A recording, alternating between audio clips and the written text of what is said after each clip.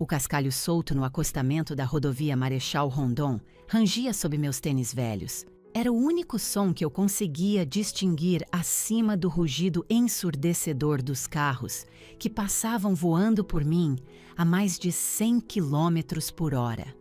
O vento açoitava meu cabelo contra o meu rosto, fazendo meus olhos lacrimejarem, mas eu não me dei ao trabalho de enxugar as lágrimas. Meus braços estavam pegando fogo. Meu filho de 3 anos, Léo, era um peso morto contra o meu peito, com a cabeça repousando pesadamente na minha clavícula, enquanto dormia no canguru. Eu apenas mantinha meus olhos fixos no asfalto rachado, concentrada no simples ato de colocar um pé na frente do outro. Quando o flash de luzes vermelhas e azuis pulsou no meu campo de visão, eu nem sequer estremeci. Apenas continuei andando. Então ouvi a porta de uma caminhonete bater com força. Não era um estranho, era o meu pai. O delegado Ricardo Oliveira. Beatriz. A voz dele estava embargada, crua. Ele parecia assustado. Eu nunca, em toda a minha vida, tinha ouvido meu pai parecer assustado. Ele deu a volta apressado pela frente da viatura, com os olhos alternando entre o trecho perigoso e vazio da rodovia e o neto preso ao meu peito. Ele segurou meus ombros com as mãos tremendo. Beatriz, pelo amor de Deus, seu carro está parado bem ali na garagem. Por que você não veio dirigindo? Eu encarei o olhar dele. Foi a primeira vez que fui verdadeiramente honesta em 3 anos. Eu não pude, eu sussurrei, com a voz rouca. A mãe do Gustavo pegou minhas chaves. A dona Helena diz que eu não tenho condições de ficar ao volante. Antes de eu entrar na história toda, me faça um favor e curta esse vídeo, se inscreva no canal e deixe um comentário me contando de onde você está assistindo. Meu pai gentilmente me guiou para o banco do passageiro da caminhonete.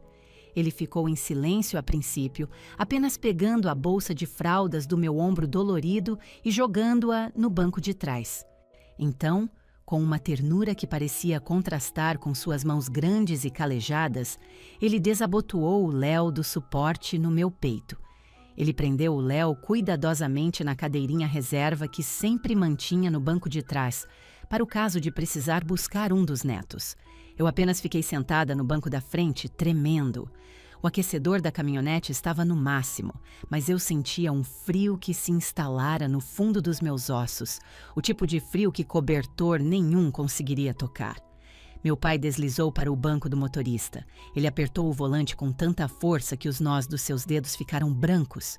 Ele não girou a chave, apenas ficou olhando através do para-brisa para o tráfego que passava apressado. Beatriz, ele disse, com a voz baixa e séria, fala comigo. E comece bem do começo, e não ouse mentir para protegê-lo. Olhei para baixo, para as minhas mãos, que estavam vermelhas e rachadas pelo vento cortante. Eu não sei onde é o começo, pai, eu disse baixinho. Não aconteceu tudo de uma vez. Não foi como se ele tivesse encostado a mão em mim. Se ele tivesse me batido, eu teria ido embora. Eu teria ligado para você. Ele pegou suas chaves, meu pai afirmou com a voz seca. Isso não é um casamento normal, Beatriz. Não é assim que as coisas funcionam.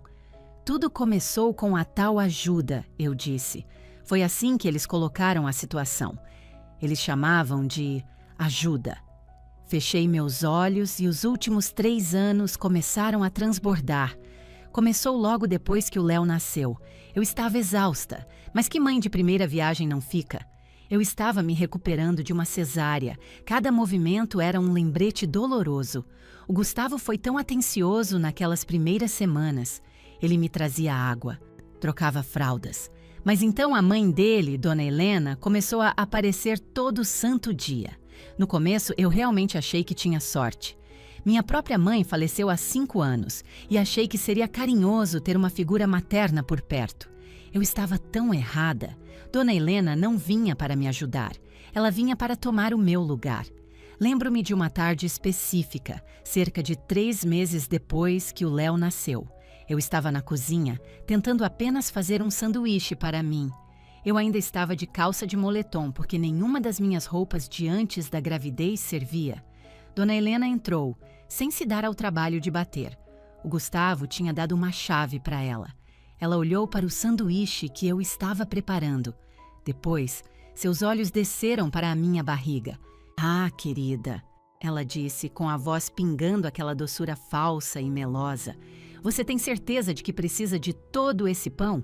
O Gustavo está trabalhando tanto para sustentar esta família. Queremos que você continue saudável para ele. Não queremos? Você ainda está segurando tanto desse peso da gravidez. Eu apenas larguei o sanduíche. Não consegui comer. Aquela foi a primeira vez que me senti como uma estranha na minha própria casa. Naquela noite, tentei conversar com o Gustavo sobre isso. Eu esperava que ele me defendesse." "Minha mãe só está tentando ajudar, Bia", ele resmungou, com os olhos colados no celular. "Ela entende muito de saúde e nutrição. E você tem parecido um pouco acabada ultimamente. Talvez ela tenha razão." A partir daí, só piorou. De forma lenta, insidiosa, como uma gota constante de água desgastando a pedra. O dinheiro foi a próxima coisa. Antes do Léo, eu trabalhava na biblioteca municipal. Eu tinha minha própria renda, mas nós dois tínhamos concordado que eu ficaria em casa com o Léo nos primeiros anos. Parecia a decisão certa na época. Então, o cartão do mercado começou a ser recusado. Eu estava na fila do caixa do supermercado com um carrinho cheio de fórmula e fraldas. "Recusado", disse a caixa sem nem olhar para mim. Meu rosto queimou de vergonha. "Pode tentar de novo, por favor?" "Recusado." Tive que abandonar o carrinho inteiro ali mesmo. Voltei para o carro, segurando as lágrimas, e liguei para o Gustavo. "Ah, sim, sobre isso", ele disse completamente indiferente. "Eu movi nosso dinheiro para uma conta de investimento de liquidez diária para conseguir um rendimento melhor. Olha, Bia, você está claramente sobrecarregada agora. Você não é muito boa com finanças e seus hormônios estão à flor da pele. Por que eu não gerencio o dinheiro por um tempo? Eu te dou dinheiro vivo sempre que você precisar. Vai ser uma coisa a menos para você se preocupar." Ele fez parecer um favor, como se estivesse tirando um fardo dos meus ombros. Mas o que ele estava realmente fazendo era cortando meu último laço de independência. Eu concordei. Eu queria ser uma boa esposa. Eu só queria que as coisas fossem fáceis. Então veio a palavra favorita deles: ansiedade. Se eu esquecesse de dobrar uma pilha de roupas na hora, Dona Helena suspirava dramaticamente. "Ah, Gustavo, olha só para este lugar.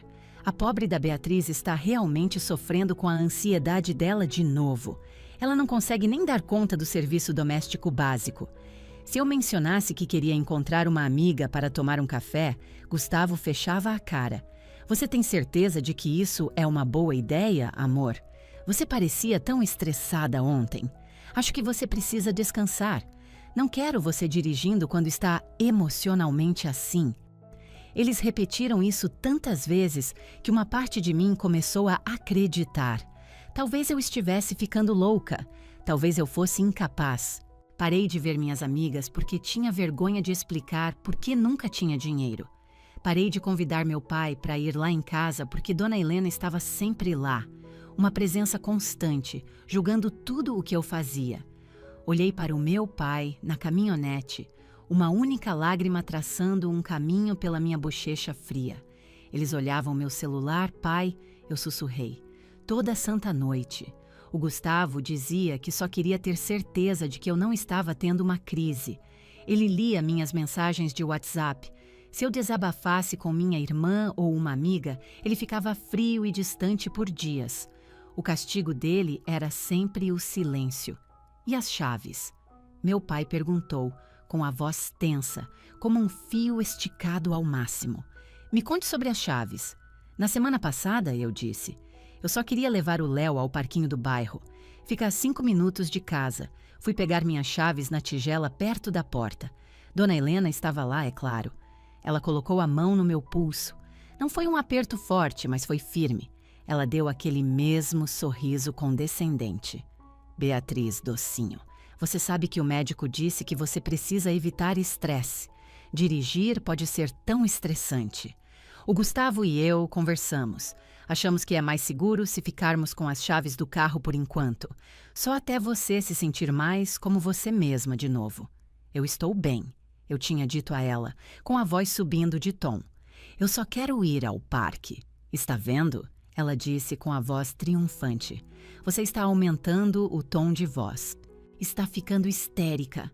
Só me dê as chaves, Beatriz. Não faça cena na frente do bebê. Eu entreguei as chaves. Entreguei porque estava apavorada que, se eu discutisse, eles teriam mais munição.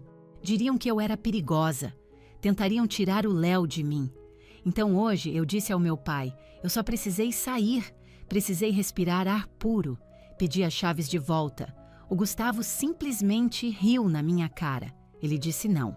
Então prendi o Léo no canguru e simplesmente saí pela porta da frente. Olhei para o meu pai, meus olhos implorando para que ele entendesse. Eu andei por 6 quilômetros pela rodovia antes de você me encontrar.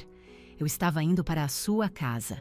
Meu pai ficou completamente imóvel. Os únicos sons eram o ventilador soprando ar quente e a respiração suave e rítmica do meu filho no banco de trás.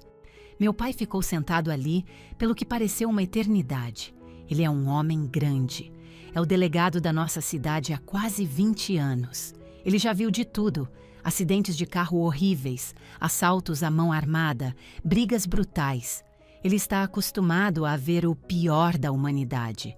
Mas ele está acostumado a ver isso acontecer com estranhos, não com a própria filha. Ele finalmente respirou fundo e o som foi ruidoso. Beatriz, ele disse com a voz pesada, você já ouviu a história do sapo na água fervendo? Balancei a cabeça confusa. Não. Se você jogar um sapo em uma panela de água fervendo, ele vai pular para fora instantaneamente, ele explicou. Porque o choque e a dor são imediatos.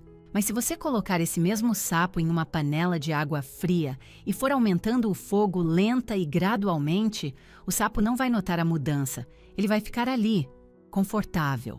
Vai ficar ali até morrer cozido. Ele se virou no banco para me encarar diretamente. Seus olhos estavam cheios de uma tristeza profunda, mas sob essa tristeza, algo mais estava despertando. Raiva. Uma raiva fria e dura que eu reconhecia. Você é o sapo, Beatriz. O Gustavo e a Helena foram aumentando o fogo tão devagar que você nem percebeu que estava sendo cozida viva. Eu achei que estava sendo apenas uma esposa ruim. Eu desabafei. Achei que estava falhando. Não, ele disse rispidamente. Isso é exatamente o que eles queriam que você pensasse. Agora, escute o que eu vou te dizer. Sou policial há 30 anos. Eu sei como é um abuso. As pessoas acham que é um olho roxo ou um osso quebrado. Ele apontou o dedo para o painel. Mas isso, controlar seu acesso ao dinheiro, isso é abuso financeiro. Ler suas mensagens privadas, isso é invasão de privacidade e perseguição. Tirar suas chaves e te convencer de que você está louca. O nome disso é gaslighting, uma manipulação psicológica. E restringir sua capacidade de sair, te dizer que você não pode sair da sua própria casa. Ele fez uma pausa, com o maxilar travado. Isso é cárcere privado, Beatriz. Eles te colocaram sob cerco. Eles te cercaram e cortaram todas as suas rotas de fuga. Senti um soluço preso na garganta. Ouvi-lo dizer as palavras, rotular as ações deles, tornou tudo terrivelmente real. Por 3 anos, eu vinha dizendo a mim mesma que a culpa era toda minha. Acreditei que, se eu conseguisse cozinhar melhor, limpar mais, sorrir mais, eles finalmente seriam gentis comigo. Eles te isolaram, disse meu pai com a voz firme. Por que você acha que a Helena estava sempre lá? Para ajudar? Não, ela estava lá como um cão de guarda. Estava lá para garantir que você não me pedisse ajuda. Estava lá para garantir que você nunca tivesse um único momento de clareza. O Gustavo é filho dela. Eu disse fracamente. Ela o ama. Ela não o ama. Meu pai rebateu. Ela é dona dele. E ela estava tentando ser dona de você e do meu neto também. Ele olhou pelo retrovisor para o Léo, que agora estava acordado e mastigando calmamente a mãozinha, com seus grandes olhos castanhos absorvendo tudo. Eles precisavam fazer você se sentir pequena para que você não tivesse forças para revidar, disse meu pai. Eles foram destruindo sua confiança para que pudessem desmantelar sua vida sem nunca levantar um punho. Meu pai engatou a marcha da caminhonete, mas ele não colocou no ponto de partida. Ele engatou a ré. O pânico subiu por mim. Pai, o que você está fazendo? Estou fazendo o retorno, ele disse sombriamente. Não, eu gritei, segurando o braço dele. Pai, por favor, só me leva para a sua casa. Eu não posso voltar para lá. Eles vão ficar furiosos. O Gustavo vai ficar possesso porque eu saí. A dona Helena vai contar para a cidade inteira que eu sou instável. Eu não consigo encarar eles. Meu pai parou a caminhonete. Ele colocou a mão sobre a minha.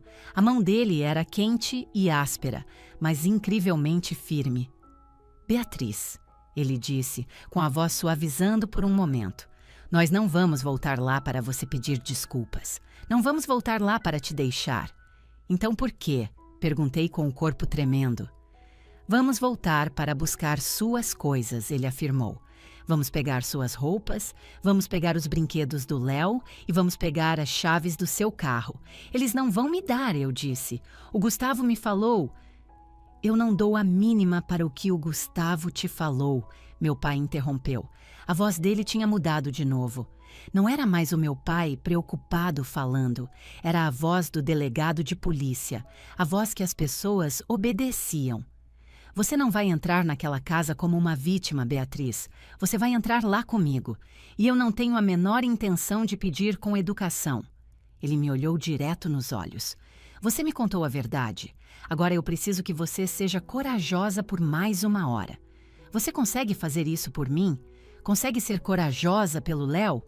Olhei para o meu filho no banco de trás. Imaginei ele crescendo naquela casa, vendo o pai me diminuir, vendo a avó me tratar como uma criança incompetente. Imaginei a dona Helena sussurrando no ouvido dele que a mamãe era louca, que ela estava doente.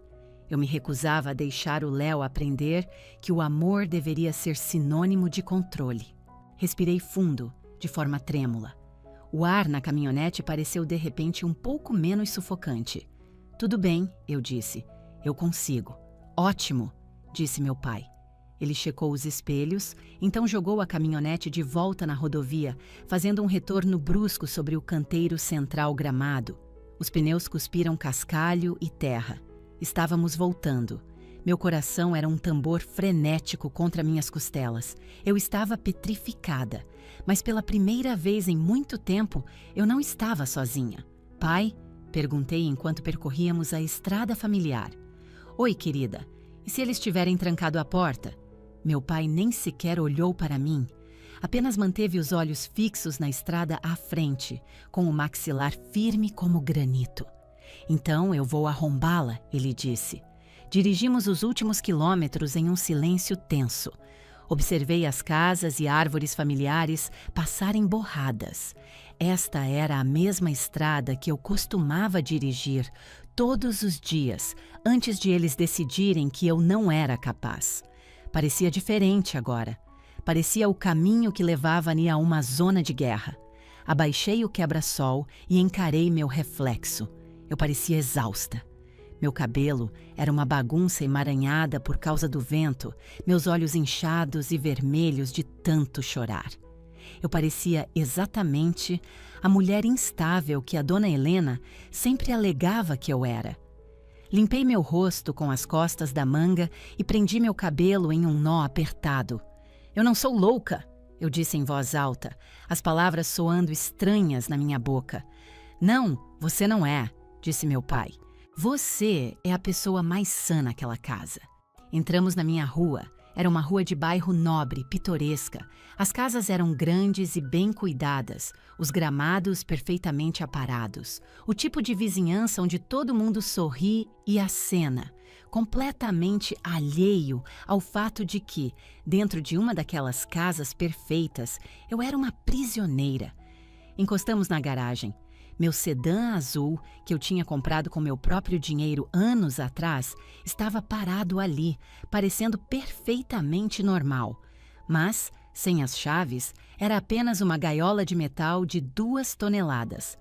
Nós os vimos imediatamente. Gustavo e Dona Helena estavam sentados na varanda da frente. Uma garrafa de vinho estava sobre a mesa entre eles.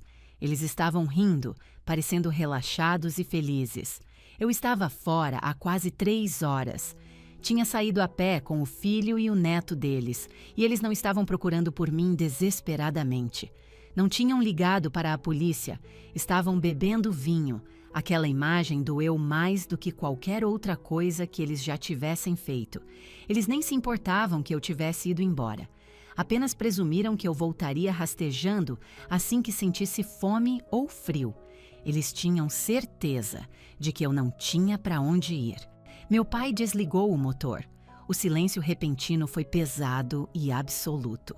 "Fique logo atrás de mim", ele ordenou.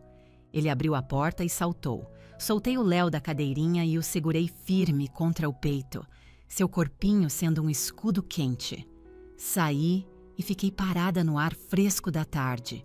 O sorriso do Gustavo desapareceu no momento em que nos viu. Ele se levantou lentamente.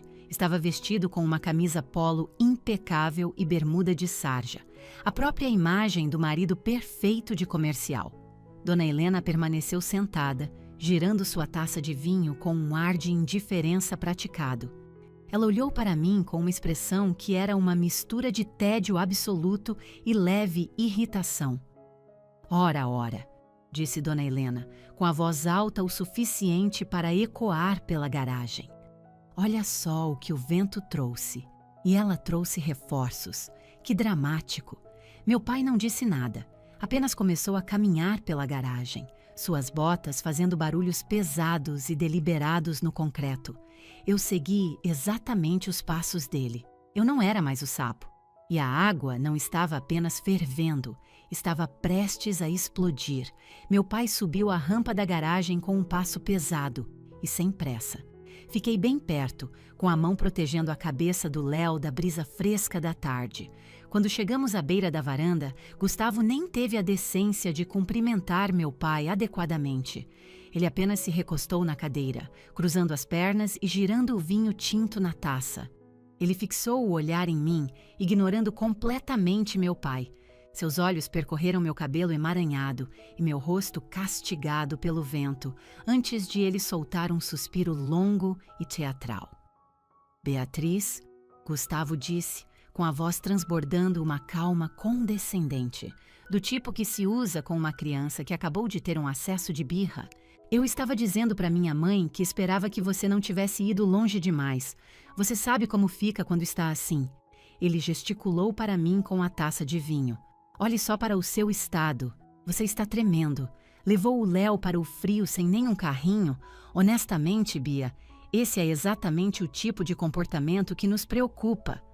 Dona Helena interveio, parecendo perfeitamente confortável em seu suéter de cachemire caro. "Estávamos mortos de preocupação, Ricardo", ela disse ao meu pai, embora sua expressão fosse de pura irritação. Ela simplesmente pegou o bebê e saiu correndo como uma louca.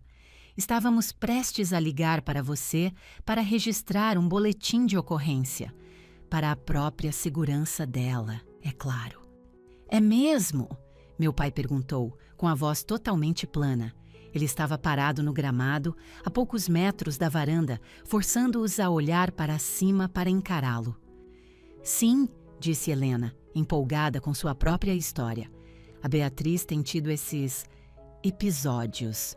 Ansiedade pós-parto, paranoia. Ela está convencida de que estamos todos contra ela." Ela soltou uma risadinha curta e incrédula. "Ela até acha que estamos roubando dela. Consegue imaginar?" Gustavo balançou a cabeça com gravidade. "São os hormônios, Ricardo. Estamos apenas tentando fazer o nosso melhor para gerenciar a situação. Pegamos as chaves dela porque, francamente, ela é um perigo para si mesma e para os outros no trânsito. Olhe para ela. Você deixaria alguém nesse estado operar um veículo?" Senti a vergonha quente de sempre subir pela minha garganta. Eles eram tão bons nisso, pareciam tão convincentes, tão razoáveis.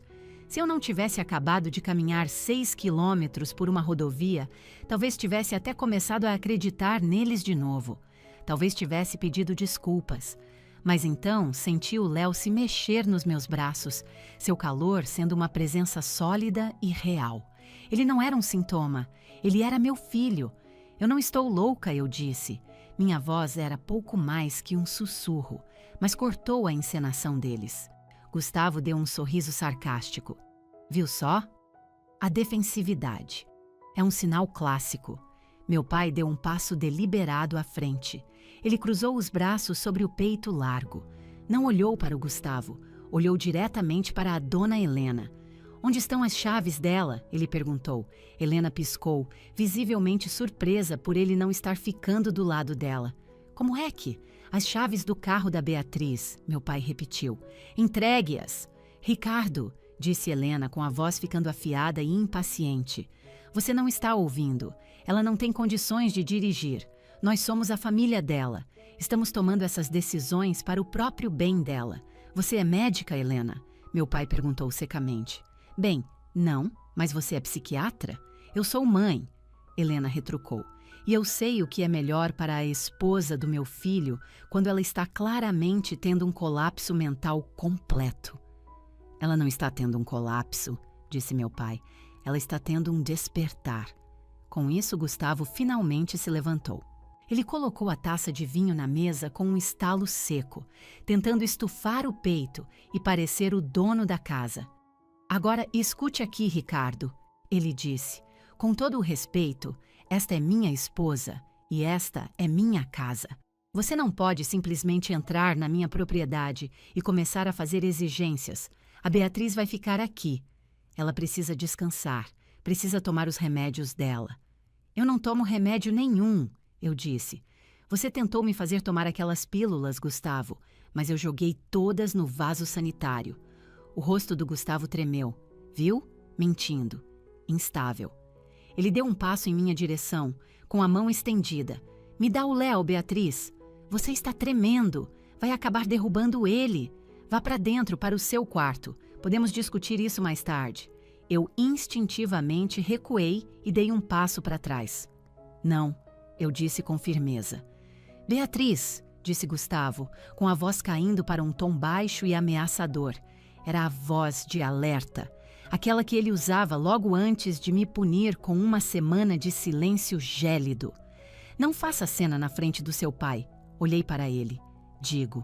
Olhei de verdade para ele. Por 3 anos, eu tinha visto um homem que eu precisava desesperadamente agradar. Agora, tudo o que eu via era um homem fraco, apavorado com a ideia de perder o controle. Respirei fundo, aquele ar fresco e limpo. Eu não vou para o meu quarto, Gustavo, eu disse, surpresa com a firmeza da minha própria voz. Eu vou embora. Um segundo de silêncio atordoado pairou no ar. Então Dona Helena jogou a cabeça para trás e soltou uma risada seca e áspera. Embora? Ela cacarejou.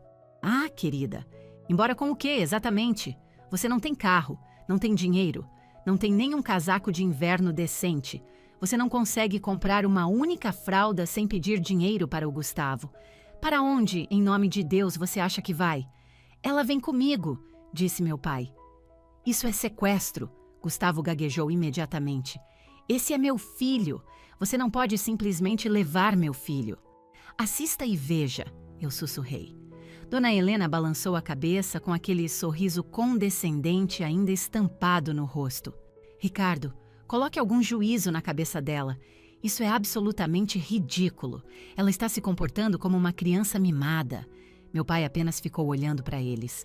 A raiva crua em seus olhos tinha sumido, substituída por algo muito mais assustador. Distanciamento profissional. Ele não estava mais olhando para o genro e a família dele. Ele estava olhando para suspeitos. Meu pai não aumentou o tom de voz. Em todos os seus anos como delegado, ele aprendeu que a pessoa mais barulhenta em qualquer sala é quase sempre a que tem menos poder. Ele ficou muito, muito calmo. Vocês acham que isso é um assunto de família, não acham? Disse meu pai. Acham que isso é apenas uma briguinha entre marido e mulher. É claro que é, disse Gustavo, cruzando os braços desafiadoramente. E é um assunto privado. Não, disse meu pai. Deixou de ser privado no momento em que vocês começaram a infringir a lei. Gustavo revirou os olhos. Ah, dá um tempo. Não tente usar sua autoridade comigo, Ricardo. Eu não quebrei lei nenhuma. Estou protegendo minha esposa. Meu pai subiu na varanda, sua estrutura grande, apequenando instantaneamente o Gustavo. Ele tinha o distintivo na carteira, mesmo que não estivesse de uniforme. Vamos analisar a situação, pode ser? Disse meu pai. Ele levantou um dedo. A Beatriz é dona daquele sedã. O documento está apenas no nome dela.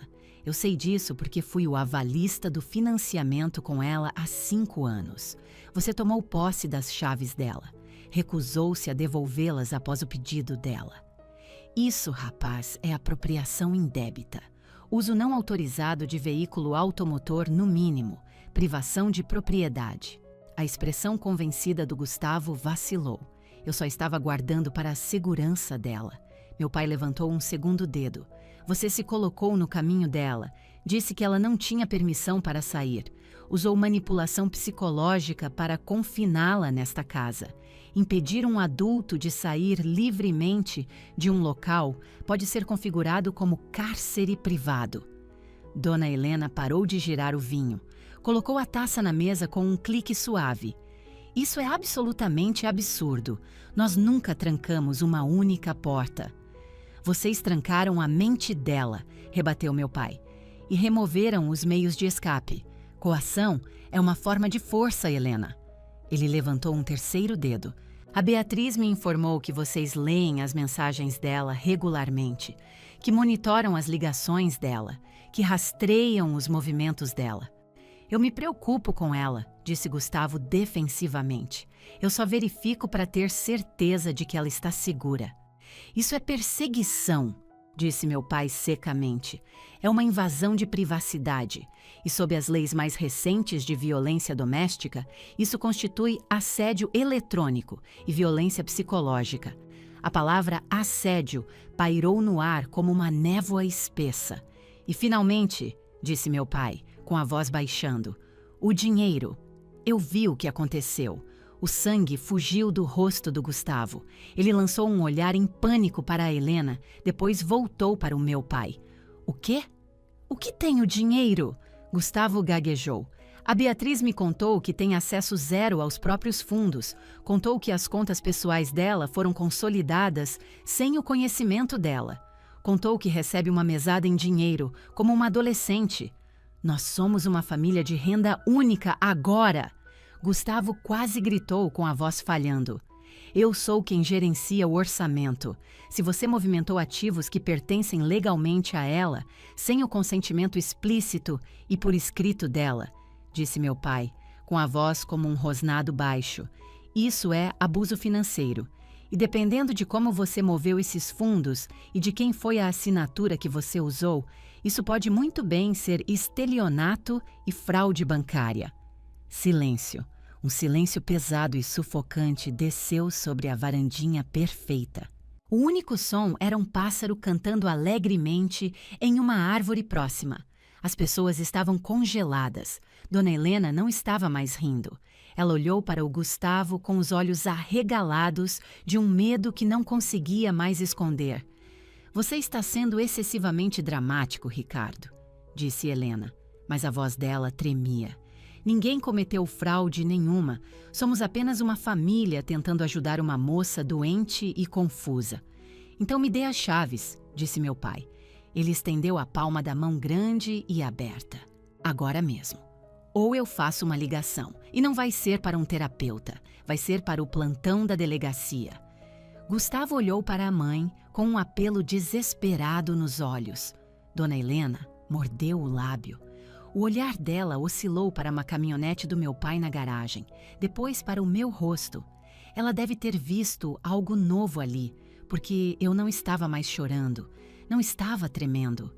Ela enfiou a mão na bolsa de grife gigante que estava sobre a mesa da varanda. Remexeu por um momento, então tirou meu chaveiro, aquele com o pingente de prata com a letra B. Ela não entregou na minha mão. Jogou as chaves sobre o tampo de vidro da mesa, onde elas deslizaram até parar com um som áspero e estridente. Ótimo! Helena cuspiu as palavras. Se você quer alimentar os delírios dela, fique à vontade. Leve o carro. Mas não venha chorando para nós quando ela inevitavelmente bater com ele. Meu pai nem sequer a dignificou com uma resposta. Ele pegou as chaves, olhou para elas para confirmar que eram as certas. Então as colocou na minha mão. O metal frio parecia pesado. Parecia a coisa mais importante que eu já segurara na vida, perdendo apenas para o meu filho. Vá ligar o seu carro, Beatriz, disse meu pai. Transfira a cadeirinha do Léo. Eu preciso das minhas roupas, eu disse. Preciso da bolsa de fraldas, dos documentos dele. Vá para dentro, meu pai instruiu. Arrume 2 malas, apenas o que for absolutamente necessário. Ele se virou de volta para encarar Gustavo e Helena. Gustavo fez um movimento como se fosse me seguir em direção à porta da frente. Meu pai se colocou diretamente no caminho dele, bloqueando-o. Onde você pensa que vai? Meu pai perguntou. É a minha casa. Gustavo protestou. Eu vou entrar. Não, disse meu pai. Você vai se sentar bem aqui nesta cadeira. Vai terminar o seu vinho e vai esperar. Você não pode me dizer o que fazer na minha própria casa, Gustavo gritou. Meu pai se inclinou para perto com a voz em um sussurro baixo e perigoso que eu ainda conseguia ouvir enquanto caminhava para a porta.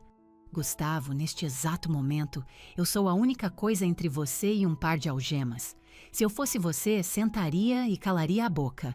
Ouvi o som de uma cadeira arrastando no concreto, enquanto Gustavo obedecia. Entrei na casa. Tinha cheiro de lustramóveis de limão falso e pot-pourri enjoativo.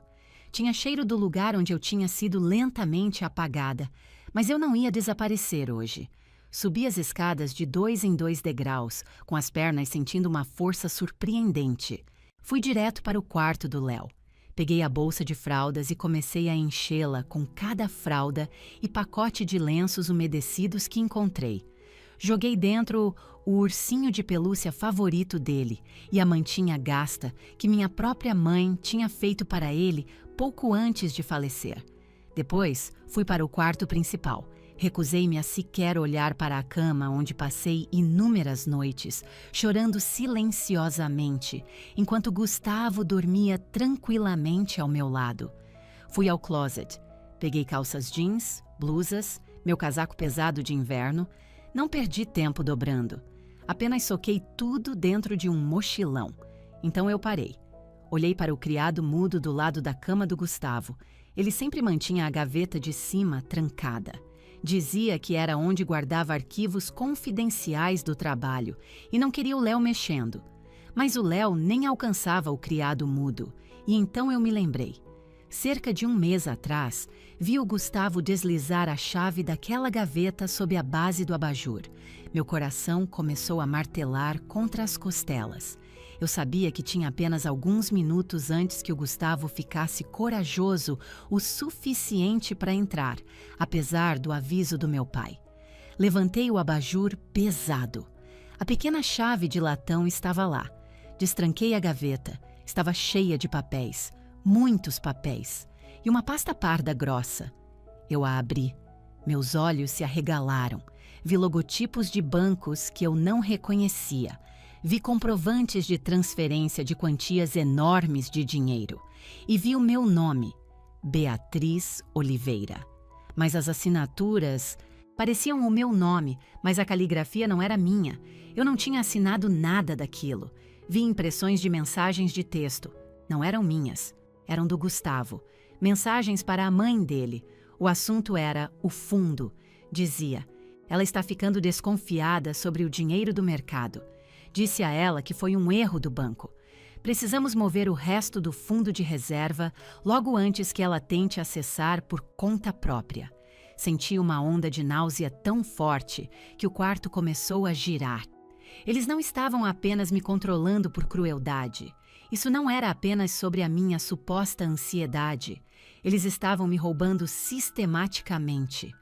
Peguei a pasta inteira, enfiei-a bem no fundo do meu mochilão, escondendo-a sob uma pilha de blusas. Fechei o zíper da bolsa, saí daquele quarto e não olhei para trás. Corri escada abaixo e saí pela porta da frente. Gustavo e Helena ainda estavam sentados na varanda como estátuas de miséria, com meu pai montando guarda, de costas para mim, vigiando-os. "Estou pronta", eu disse. Meu pai se virou, viu as malas, viu a expressão no meu rosto. Ele simplesmente assentiu.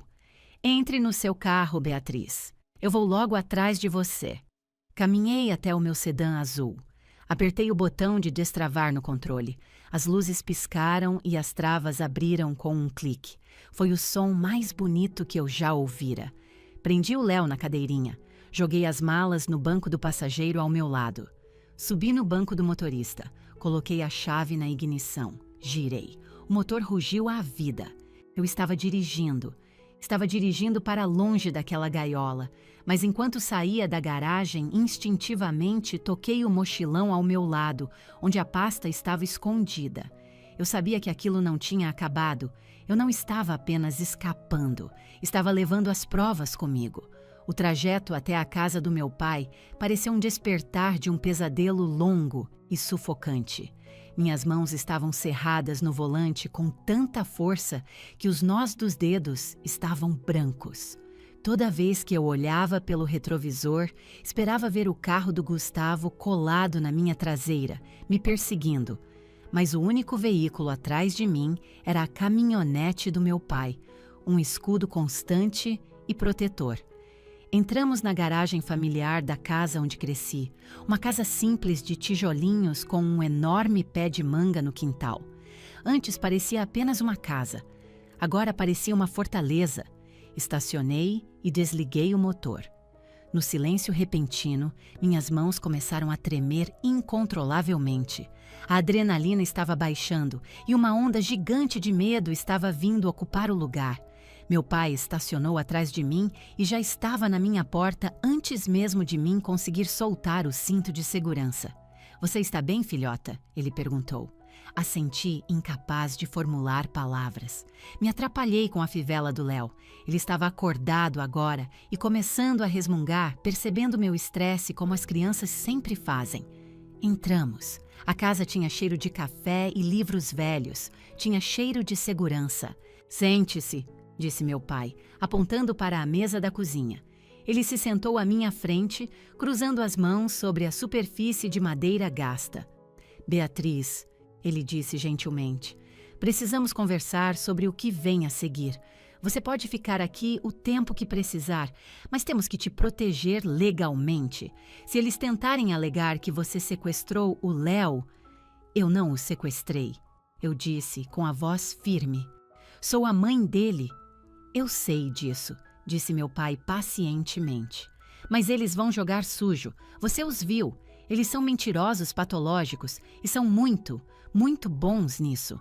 Olhei para o mochilão que eu tinha largado no chão. Aquele que guardava minha vida arrumada às pressas. "Eu sei que eles mentem", eu disse. "Eu sei disso há um tempo." Meu pai me olhou, um lampejo de confusão nos olhos. "Como assim? Você me disse que achava que o problema era você, que achava que estava ficando louca." "E eu achava", admiti. Na maior parte do tempo, eu acreditava na narrativa deles. Quando a Helena dizia que eu era esquecida, eu acreditava. Quando o Gustavo dizia que eu estava gastando demais, eu acreditava. Me inclinei, abri o zíper da bolsa e afastei as roupas. Senti a pasta parda lisa no fundo, mas continuei, com a voz ganhando força. Sempre havia esses pequenos momentos, essas frestas minúsculas na história deles, onde as coisas simplesmente não batiam. Dias em que eu sabia com certeza que não tinha gastado R$ 500 no mercado. Vezes em que eu via de relance uma notificação de banco no celular do Gustavo antes de ele puxar o aparelho. Tirei a pasta. Era grossa. "Eu não estava completamente quebrada, pai", eu disse. "Uma parte de mim ainda estava lá dentro. A parte que você criou. A parte que sabe prestar atenção."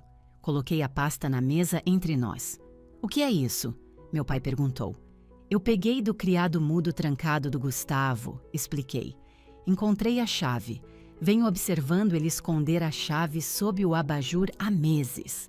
Só esperei o momento certo para pegar." Abri a pasta. Não eram apenas os poucos papéis que eu tinha visto de relance. Tinha muito mais. Comecei a espalhar os documentos pela mesa. Eu estava guardando coisas também, eu disse. Olha, tirei meu celular antigo do bolso. O Gustavo sempre dizia que não podíamos pagar para eu ter um novo. Abri um álbum oculto nas minhas fotos. Eu tirei fotos, eu disse. Toda vez que o Gustavo deixava o notebook aberto, eu tirava foto da tela. Toda vez que eu encontrava um recibo estranho no lixo, eu tirava foto.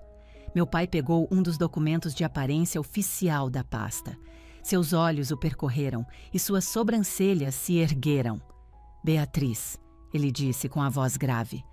Você sabe o que é isso? Não, eu disse. Eu só sabia que eles estavam escondendo coisas. Sabia que era uma prova. Eu estava apenas juntando munição, contei a ele. Não sabia quando ou como usaria. Só sabia que, se eu algum dia conseguisse sair, precisava levar a verdade comigo. Meu pai me olhou, um brilho de orgulho nos olhos. Mas então ele olhou de volta para os papéis e seu rosto ficou sombrio. Você fez bem, Beatriz, ele disse com a voz mortalmente séria. Você fez muito bem, mas isso é muito pior do que apenas mentir sobre dinheiro. O que é? Perguntei com o coração apertado. Meu pai se levantou da mesa, foi até uma gaveta e pegou um par de óculos de leitura. Ele os colocou e, em um instante, pareceu o delegado de polícia novamente. Precisamos passar por cada página, ele disse. Agora mesmo. Pela próxima hora, os únicos sons na cozinha foram o farfalhar de papéis e o tic-tac constante do relógio de parede. Léo tinha pegado no sono sobre uma pilha de almofadas na sala. Meu pai e eu sentamos naquela mesa e separamos os documentos em 3 pilhas. Pilha 1, extratos bancários. Pilha 2, formulários legais. Pilha 3, e-mails e mensagens impressas. Gustavo, em sua arrogância, tinha guardado cópias físicas impecáveis de tudo, incluindo suas próprias conspirações criminosas. Meu pai pegou um documento da segunda pilha. Era um papel timbrado oficial com um selo. Beatriz, ele disse, me fale sobre o seu carro. O sedã azul, eu disse. Comprei há 5 anos, está totalmente quitado. Usei parte da herança da minha mãe para pagar à vista. E você tem o recibo de compra e venda? Meu pai perguntou. Deveria estar no cofre contra incêndio lá em casa, eu disse. Meu pai deslizou uma única folha de papel pela mesa em minha direção. Olhe para isto. Era um documento de transferência de veículo, datado de 4 meses atrás. O vendedor constava como Beatriz Oliveira. O comprador constava como Helena Preston. O valor da venda, R$10.000. No final, havia uma assinatura. Beatriz Oliveira. Fiquei olhando para aquilo. O laço no B estava muito redondo. O O estava muito pontudo. Eu não assinei isso. Eu sussurrei. Eu nunca vendi meu carro para a dona Helena. Por que eu venderia meu carro? Olhe a data, disse meu pai, 4 meses atrás. Foi bem na época em que eles tiraram suas chaves, não foi? Assenti entorpecida. Sim. A Helena disse que era para a minha própria segurança. Não era por segurança, disse meu pai, com a voz fria como gelo. Ela transferiu a propriedade legal do seu carro para o nome dela. Ela comprou o carro de você por R$10.000, que é menos de 1/4 do valor de mercado, aliás. Mas eu nunca recebi dinheiro nenhum, eu disse. Meu pai pegou um extrato bancário da primeira pilha e apontou para um item. Transferência recebida. R$10.000, venda de veículo. E logo abaixo, transferência enviada. R$10.000, pagamento cartão, Visa Preston. Eles moveram o dinheiro para criar um rastro de papel, explicou meu pai, para parecer uma venda legítima, e então usaram imediatamente para pagar a dívida do cartão de crédito da Helena. Meu estômago revirou. Eles roubaram meu carro? Legalmente? Eles forjaram sua assinatura? Disse meu pai. Isso é falsidade ideológica e estelionato. E como usaram o sistema bancário para ocultar o crime, isso também pode ser lavagem de dinheiro. Senti tontura. Mas por quê? Ganância, disse meu pai simplesmente. O controle. Se o carro está legalmente no nome da Helena, ela pode dar queixa de roubo se você tentar dirigir. Ela detém todo o poder. Ele largou o papel. Mas isso nem é o pior. Ele pegou uma pilha grossa de papéis grampeados. O timbre dizia: Banco do Norte. Você tem algum empréstimo com o Banco do Norte? Meu pai perguntou. Não, eu disse. Não tenho empréstimo nenhum. Temos o financiamento da casa, mas é com a Caixa Econômica. De acordo com isto, disse meu pai, lendo as letras miúdas, você fez um empréstimo pessoal de R$ 250 mil há 6 meses. R$ 250 mil? Eu arquejei. Pai, eu não tenho emprego há 3 anos. Banco nenhum no mundo me daria um empréstimo desse tamanho. Eles dariam se você tivesse um avalista com crédito excelente, disse meu pai baixinho, e se você usasse seu fundo de herança como garantia. Ele virou para a última página. Estava lá de novo, aquela assinatura falsa, Beatriz Oliveira, e logo ao lado, a assinatura limpa e confiante de Gustavo Preston. Os fundos foram depositados em uma conta conjunta, disse meu pai, traçando os números com o dedo. E então, ele virou para outro extrato bancário. Uma única transferência eletrônica do valor total para uma corretora de criptomoedas. Minha boca se abriu.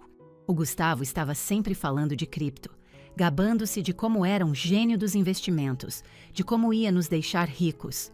Ele jogou tudo fora, eu disse, horrorizada. Ele fez um empréstimo no meu nome e apostou tudo.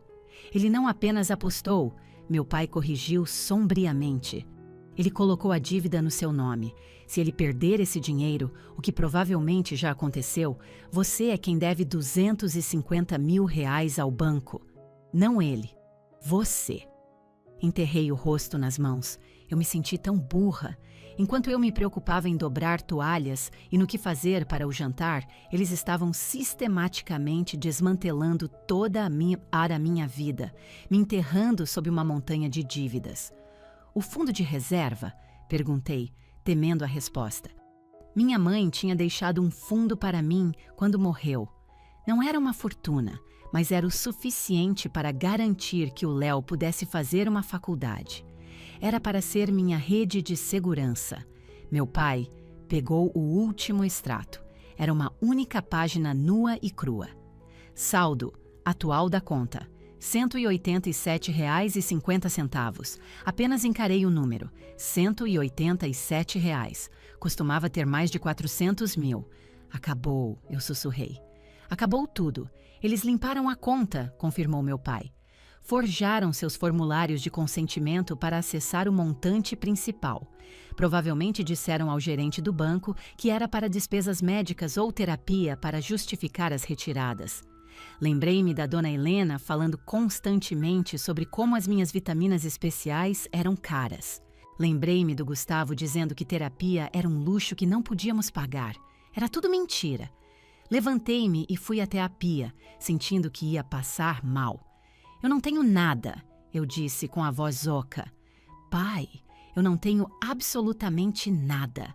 Sem carro, sem dinheiro e com uma dívida esmagadora. Eles levaram tudo. Apertei a borda fria da bancada com os nós dos dedos brancos. Eu queria gritar. Queria quebrar alguma coisa. Não, disse meu pai atrás de mim. Eu me virei. Ele estava de pé agora, não mais olhando para os papéis. Estava olhando para mim. Você não tem nada? Ele disse. Você tem as provas. Ele veio até mim e colocou as mãos nos meus ombros. Beatriz, escute o que eu vou te dizer. Isso não é mais uma disputa conjugal. Não é um assunto civil. Os olhos dele eram duros como pedra. Falsidade ideológica, roubo de identidade, estelionato, fraude bancária, conspiração. Ele recitou os crimes como se estivesse lendo uma ficha criminal. O Gustavo não era apenas um marido ruim, ele é um criminoso com múltiplas passagens potenciais.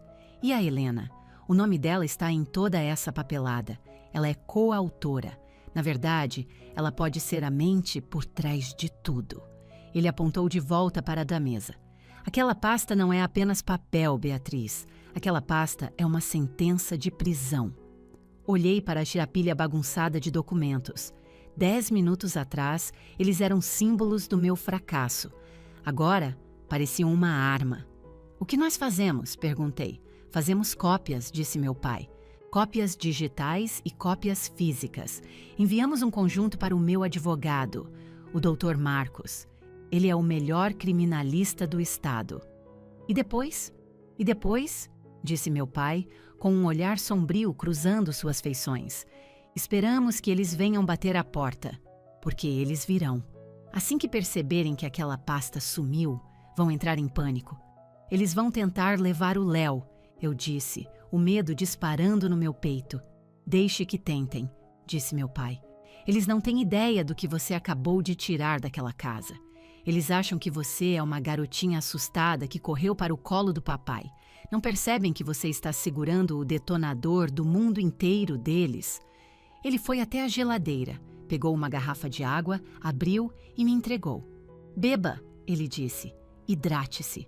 Você precisa de forças. Dei um gole. A água estava gelada e limpa. Pai. Oi? Eu não me sinto mais como uma vítima, eu disse. Olhei para as assinaturas forjadas, para o dinheiro roubado. A tristeza estava sendo queimada, substituída por uma raiva fria e afiada. Que bom, disse meu pai, porque você não é uma vítima. Você é a testemunha principal e você está prestes a enterrar os dois. Justo naquele momento, uma batida violenta começou na porta da frente. Bum! Bum! Bum! Era agressivo, sacudindo todo o batente da porta. Na sala, Léo se mexeu. Beatriz! A voz do Gustavo gritou através da porta. Estava abafada, mas a fúria era inconfundível. Beatriz, abra esta porta agora mesmo. Você está com o meu filho. Abra, Ricardo. A voz estridente da Helena se juntou à dele. Sabemos que ela está aí dentro. Vamos chamar a polícia se você não abrir esta porta. Meu pai olhou para a porta. Depois olhou para mim. Ele não se mexeu. Estava esperando o meu sinal. Meu coração martelava no peito, mas eu não me encolhi. Caminhei de volta para a mesa. Recolhi metodicamente todos os papéis. Coloquei-os de volta na pasta parda. Segurei-a firme contra o peito como um escudo. Deixe-os entrar, eu disse ao meu pai. Um sorriso lento e perigoso se espalhou pelo rosto do meu pai. Não era um sorriso gentil. Com prazer. Meu pai caminhou até a porta da frente. Ele se moveu sem nenhuma pressa. Destrancou a fechadura com um clique alto e deliberado. Girou a maçaneta e abriu a porta de uma vez. Gustavo e Helena praticamente tropeçaram para dentro do corredor, com os rostos vermelhos e contorcidos de raiva. Gustavo parecia pronto para socar a parede. Helena parecia prestes a exigir falar com o gerente. Onde ele está? Gustavo berrou, empurrando meu pai e vasculhando a sala freneticamente. Ele viu o Léo dormindo nas almofadas. Você não pode simplesmente levar meu filho. Isso é sequestro. Não é sequestro quando a mãe o leva, disse meu pai calmamente. Ele fechou a porta e se encostou nela, cruzando os braços e bloqueando efetivamente a única saída. Dona Helena apontou um dedo trêmulo e com as unhas feitas para o meu rosto. Você é um perigo para essa criança, Beatriz. Vamos chamar o conselho tutelar. Vamos contar tudo para eles. As mudanças de humor, a paranoia, a irresponsabilidade financeira. Pare, eu disse. Eu não gritei. Apenas disse a palavra. Helena piscou, desconcertada. Ela não estava acostumada a ser interrompida. Como é que? Eu disse para parar, repeti. Caminhei em direção a eles, segurando a pasta. Eu não sou paranoica, Helena, e não sou irresponsável financeiramente. Estendi a pasta para o Gustavo. Pegue, eu disse. Gustavo olhou para a pasta com suspeita. O que é isso? Alguma carta patética que você escreveu sobre seus sentimentos? Eu não tenho tempo para isso, Beatriz. Pegue suas coisas, estamos indo embora. Abra, meu pai ordenou, com a voz ecoando pela casa pequena. Gustavo hesitou, então arrancou a pasta da minha mão. Ele a abriu bruscamente. Dona Helena se inclinou sobre o ombro dele, com o rosto sendo uma máscara de impaciência. O quarto ficou em um silêncio mortal. A primeira coisa que viram no topo foi a cópia do documento de empréstimo forjado de R$ 250 mil do Banco do Norte. aquele com a minha assinatura falsa. A boca do Gustavo se abriu, mas nenhum som saiu. Ele virou a página com as mãos trêmulas. Viu o documento de transferência do meu carro, vendido para a mãe dele. Virou de novo. As transferências bancárias, as impressões das mensagens deles, rindo sobre como me controlar, sobre como a Helena disse ao Gustavo para me cortar financeiramente para que eu fosse mais obediente. As mãos do Gustavo começaram a tremer tanto que os papéis faziam barulho. Gustavo gaguejou. Ele olhou para mim com os olhos arregalados de puro terror. Beatriz, onde você conseguiu isso? Do seu criado mudo trancado, eu disse friamente. Aquele que você guarda a chave sob o abajur. Dona Helena arrancou a pasta das mãos do Gustavo. Ela percorreu as páginas freneticamente, com o rosto perdendo toda a cor, até ficar de um cinza pálido e doentio. Ela viu a transferência do carro. Viu a prova de que participara do roubo do meu veículo. Isso é tudo um mal-entendido. Helena gaguejou com a voz fina e frágil. Estávamos apenas gerenciando ativos. Estávamos protegendo o patrimônio da família. Vocês forjaram a minha assinatura, eu afirmei. Isso não é proteção, é estelionato. Meu pai deu um passo à frente, parando bem ao meu lado. Isso é crime grave, disse meu pai. Falsidade ideológica. Estelionato. Roubo. E como vocês planejaram isso juntos, também é formação de quadrilha. Gustavo olhou para a mãe com horror. Você me disse que era legal? Disse que, como éramos casados, eu podia assinar as coisas por ela. Cala a boca, Gustavo! Helena sibilou. Não, por favor, continuem falando, disse meu pai com um sorriso sombrio. Eu adoro uma confissão espontânea. Ele olhou para o relógio. Então, as coisas vão funcionar assim, ele disse. Vocês têm duas opções. Opção A. Eu ligo para os meus colegas na delegacia agora mesmo. Uma viatura chega. Vocês dois saem daqui algemados. O Léo fica sob minha custódia temporária com a mãe dele. E vocês dois podem esperar passar os próximos 10 a 15 anos em um presídio estadual. Gustavo fez um som de engasgo. Ou, opção B, meu pai continuou. Vocês devolvem cada centavo que roubaram, quitam o empréstimo fraudulento no Banco do Norte integralmente, transferem o documento do carro de volta para o nome da Beatriz, repõem o fundo de reserva e assinam a guarda total e incontestada do Léo para a Beatriz. Guarda total? Gustavo gritou. Mas eu sou o pai dele. Você é um criminoso, meu pai rebateu. E a partir de agora está falido. Você honestamente acha que algum juiz vai dar uma criança para um homem que roubou a identidade da esposa para apostar em criptomoedas? Gustavo murchou. Toda a pose de briga sumiu. Ele olhou para baixo para os papéis na mão. Olhou para mim, procurando a mulher fraca e moldável que ele tinha criado. Estava procurando a Beatriz que diria, tudo bem, podemos resolver isso. Mas aquela Beatriz tinha ido embora. Ela morrera no momento em que vira aquelas assinaturas forjadas. Eu quero o divórcio, eu disse, com a voz soando com clareza. E quero meu dinheiro de volta. Tudo. Até amanhã de manhã. Não conseguimos esse tipo de dinheiro até amanhã, Helena gritou. O mercado está em baixa. Precisamos de tempo. Vocês não deram tempo para a Beatriz quando liquidaram os bens dela, disse meu pai. Deem um jeito. Venda suas joias, Helena. Venda sua casa. Eu não me importo. Meu pai apontou para a porta. Agora saiam da minha casa. Eles saíam. Não saíram furiosos desta vez. Saíram arrastando os pés como duas pessoas muito velhas e derrotadas. Achei que aquele pudesse ser o fim. Achei que eles correriam para conseguir o dinheiro e eu poderia simplesmente seguir meu caminho. Mas pessoas como Gustavo e Helena nunca sabem quando parar de cavar a própria cova. Na manhã seguinte, o dinheiro não estava na minha conta. Em vez disso, recebi uma ligação de um advogado. O advogado deles. Ele me informou que o Gustavo estava entrando com um pedido de guarda de emergência do Léo, alegando que eu era mentalmente instável e que tinha sequestrado nosso filho. Eles estavam pagando para ver. Achavam que eu não iria realmente à polícia, que eu não ia querer mandar o pai do meu filho para a prisão. Eles estavam errados. Faça, eu disse ao meu pai. Fomos até a delegacia. Não entramos como o delegado e a filha dele. Entramos como cidadãos comuns registrando um crime.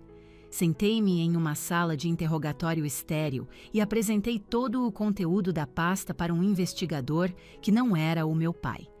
Mostrei as assinaturas forjadas. Mostrei a venda fraudulenta do carro. O investigador levou tudo muito a sério. Naquela tarde, a polícia estava na casa do Gustavo com um mandado de busca e apreensão. Eu não estava lá, mas meu pai me contou o que aconteceu. Apreenderam o notebook do Gustavo. Abriram o cofre. Quando encontraram as evidências digitais das transferências para os sites de apostas de cripto, as algemas apareceram. Gustavo começou a chorar imediatamente. Ele nem tentou proteger a mãe. No momento em que os policiais mencionaram formação de quadrilha, ele abriu o bico. Foi ideia dela. Ele aparentemente gritou enquanto o levavam para a viatura. Ela me disse o que fazer. Disse que a Beatriz era burra demais para notar. Dona Helena foi presa 1 hora depois em seu clube de campo. Tentou dizer aos policiais que era uma integrante respeitável da comunidade, que estavam cometendo um erro terrível. Eles a levaram para fora na frente de todas as amigas dela.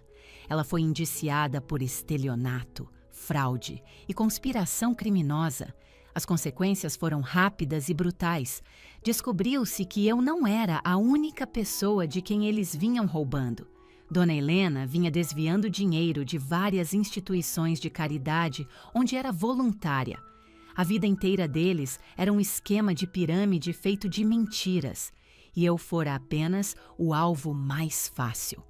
O divórcio foi finalizado rapidamente. É difícil lutar pela guarda de um filho estando em uma cela de prisão. O juiz olhou para as provas de abuso financeiro e manipulação psicológica e me concedeu a guarda total, jurídica e física, do Léo. A justiça ordenou que eles liquidassem todos os bens para me pagar. A casa da Helena foi vendida. A caminhonete de luxo do Gustavo foi reintegrada de posse. Levou meses, mas o dinheiro voltou aos poucos. O empréstimo do Banco do Norte foi declarado fraudulento, salvando meu nome. O documento do carro voltou para o meu nome. Mas a coisa mais importante que recuperei não foi o dinheiro, foi o silêncio. Pela primeira vez em anos, meu celular não estava apitando com mensagens, exigindo saber onde eu estava. Ninguém criticava minha comida, ninguém me dizia que eu era louca. Assistia a vida deles implodir de uma distância segura. Gustavo aceitou uma delação premiada, concordando em testemunhar contra a própria mãe. Helena ainda está contestando as acusações, queimando o que resta do dinheiro roubado com advogados que não podem salvá-la. Eles se odeiam agora. Toda a toxicidade que antes direcionavam a mim, agora direcionam um ao outro. Eu apenas me afastei. Nem olhei para trás para ver a explosão. 3 meses depois, destranquei a porta da frente do meu novo apartamento. Não era uma casa grande como a que eu dividia com o Gustavo. Era um apartamento simples de 2 quartos no 2º andar de um prédio silencioso, com piso laminado e paredes brancas comuns. Mas era todo meu. Meu nome estava no contrato de aluguel. Meu dinheiro pagava o aluguel. Minha chave estava segura no meu bolso e ninguém nunca mais poderia tirá-la de mim. Entrei na cozinha pequena. O sol da manhã entrava pela janela. Léo estava sentado no cadeirão, batendo uma colher de plástico na bandeja e dando risadinhas. "Mais!" ele gritou. "Mais!" Eu ri. "Tudo bem, garotão. O mais já está chegando." Cortei uma banana para ele. Não me preocupei se as fatias estavam perfeitamente iguais. Não me preocupei se bananas orgânicas eram um gasto excessivo. Eu apenas alimentei meu filho. Fiz uma xícara de café para mim e fiquei parada perto da janela, olhando para a rua. Vi uma mulher passeando com o cachorro. Vi um ônibus passar. Eu me senti em paz. Meu pai veio mais tarde naquele dia para me ajudar a pendurar alguns quadros. Ele furou a parede e pendurou uma foto emoldurada minha e do Léo no parque. "O lugar está ficando bom, filha", ele disse, limpando o pó de reboco das mãos. "Obrigada, pai", eu disse. "É uma sensação boa." Ele se sentou no meu sofá cinza pequeno. "Teve notícias deles?" "O Gustavo mandou uma carta da prisão", eu disse. Eu não abri. Escrevi recusado no envelope e mandei de volta. Meu pai assentiu. Fez bem. Caminhei até a pequena escrivaninha no canto. Abri uma gaveta. Lá dentro, bem no fundo, estava a pasta parda original. Eu não precisava mais dela para o tribunal. Os advogados tinham todas as cópias oficiais. Mas eu a guardei. Não guardei para continuar com raiva. Guardei como um lembrete. Às vezes, quando estou cansada ou me sentindo sozinha, uma vozinha minúscula e insidiosa no fundo da minha mente sussurra. Talvez você tenha tido parte da culpa. Talvez você seja realmente fraca. Quando isso acontece, eu olho para aquela pasta. Olho para a evidência meticulosa que reuni enquanto estava apavorada e encurralada. Passei meus dedos pela borda gasta da pasta. Eu não fui fraca. Fui esperta. Fui paciente. E quando o momento finalmente chegou, fui corajosa. Fechei a gaveta.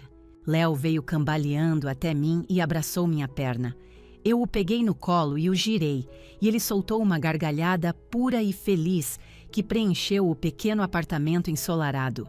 Eu não era mais a garota chorando no acostamento da rodovia. Não era a esposa pisando em ovos.